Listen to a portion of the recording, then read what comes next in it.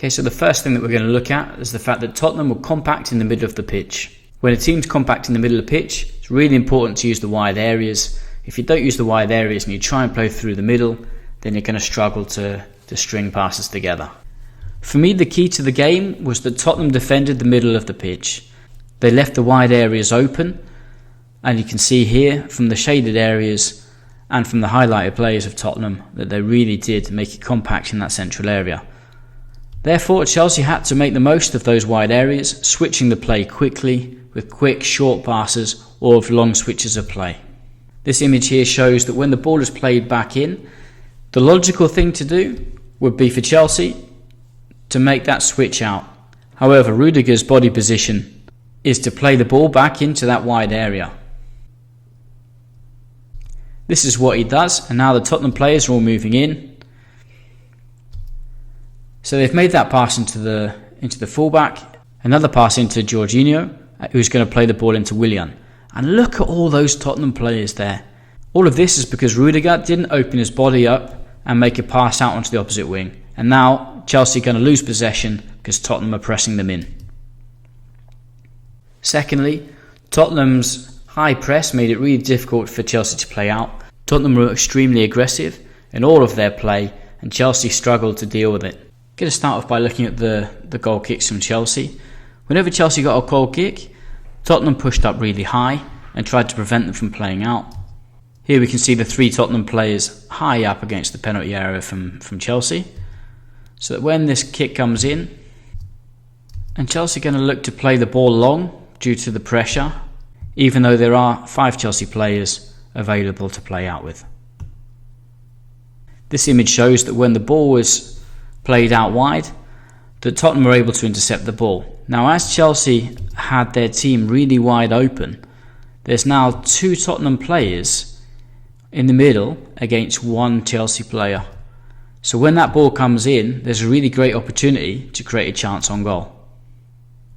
Here we can see that once the Tottenham player has controlled the ball, the Chelsea players are still wide open, and there's an opportunity to give the ball into Son and for him to take either a first time shot or to control it and either play a ball into the fullback who's overlapping, or just to take a little touch into his left foot and take a curled shot in there towards that corner. Chelsea tried to play out again. The ball goes out into the fullback from the goalkeeper. And look at how many Tottenham players are moving in to try and pressure the ball.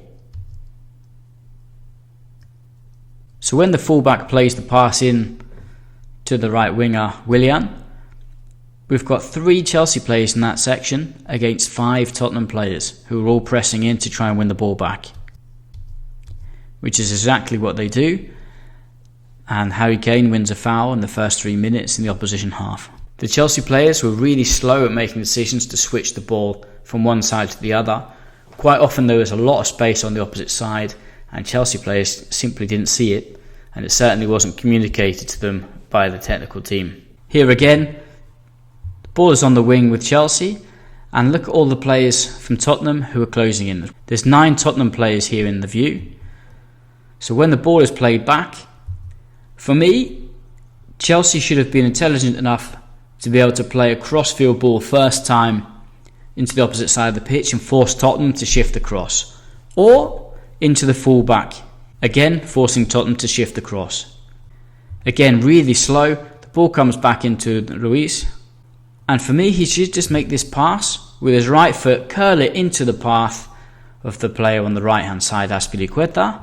And instead, he just takes a few more touches going forward and a long switching ball over onto the other side of the pitch instead of a powerful short pass. Long, slow ball enabling Tottenham to get across, and now Tottenham are fixed into their defensive positions and they're able to close him down. And now we can see that Tottenham have prevented the dangerous switch from Chelsea. Another clip here, Willian gets the ball on the right hand side of the pitch, and look at all the Tottenham players shifted over to that side. For me, they need to play the ball into Jorginho and to switch the ball out into the left back and create space. Force Tottenham to shift across. Willian instead drives inside, and again, Look at the position from Alonso. He needs to get wide and allow Willian an opportunity to switch the ball wide. Instead, he opts to play a ball through the middle, and there's 8 Tottenham players in that section there. All they need to do is play the ball out into that wide area and look at the amount of space that there is. Really poor from Chelsea, and I can't believe that Sarri didn't see this happening. For me, one man really shone out. That was Son.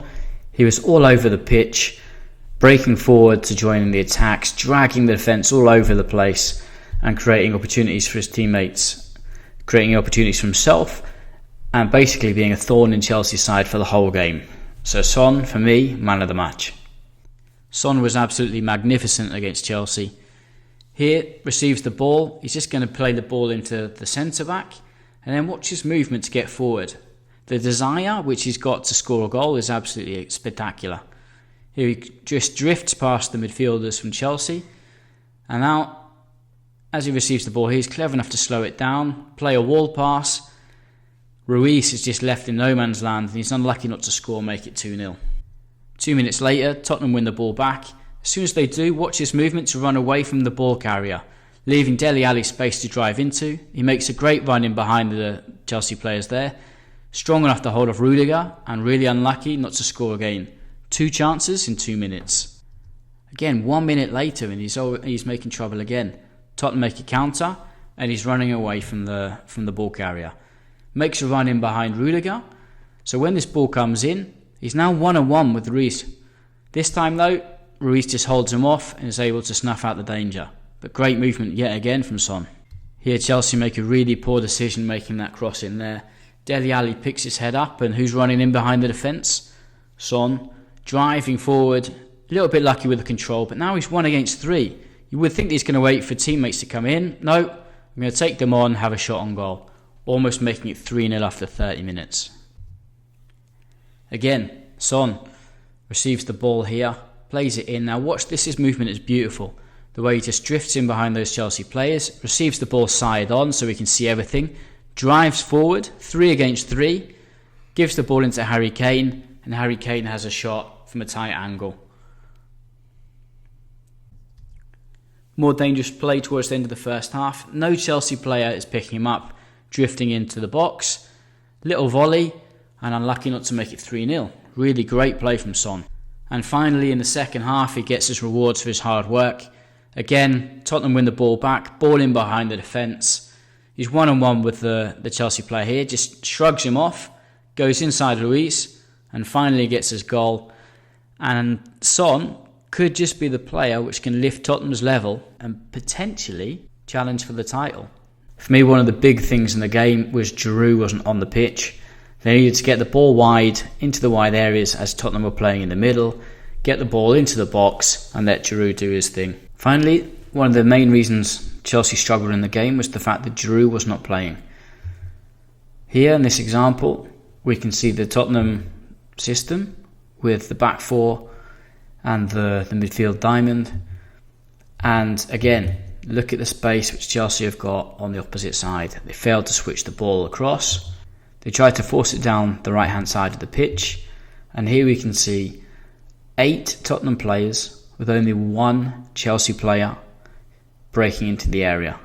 If it was Giroud hanging around the back post, you would feel a little bit more confident of playing a cross in. But here, Chelsea have got nowhere to go. Kante ends up coming inside and passing the ball into Jorginho. And now he's just going to play a little chip ball over the top behind the defence. But this pass needs to be so specific, and it's a really difficult pass to execute. And again, it comes to nothing. The goalkeeper just simply picks it up, and Tottenham have got possession again.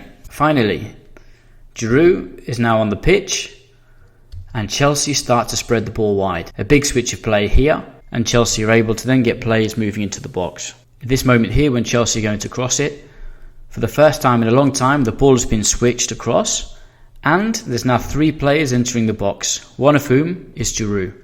All they need to do is put that cross in between the goalkeeper and the forward players and let them attack the ball. This is exactly what happened, and Giroud attacks the ball near the back post and is able to score to make it 3-1.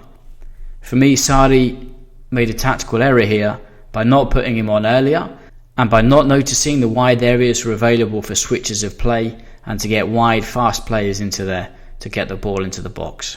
Again, this is another example of Tottenham really packing the middle areas and leaving the wide areas open. In situations like this, for me, there isn't really anywhere to go apart from wide. However, Luis tries to pick out a long ball all the way behind the defence. And this is a tough pass to make. Again, like the one which you're going to see a little bit later with Hazard.